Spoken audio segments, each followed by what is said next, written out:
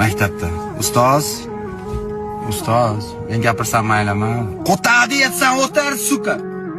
Bo'pti, gapirmayman. Darsga tayyorlanib kelgandim-da. Sizlar sinfinglarda ham shunaqa bola bo'lganmi? Dars tugay deganda ustozga bitta savol berib qo'yadi. Bo'ldi, amani yedi. Qo'ng'iroq chaldi, lekin o'tiringlar. Ustoz aytadi. O'tiringlar. Shu mavzuda oxirigacha tushuntirib beraman, keyin chiqib ketasizlar. Tanaffus bo'lsin ham kirdi o'sha umiddi deb. Tanaffus ko'tay kirdi bular. Bitta ochkili sinfdoshim bo'lar har doim. Ustoz, sinus qonuni o'zi nima? Bo'ldi, tanaffus ham kirib ketdi. Sikadimi sinus qonunini? Dalbayob bilan tanaffusga sigani chiqib ketishimiz kerak edi. Ko'tay kirgan.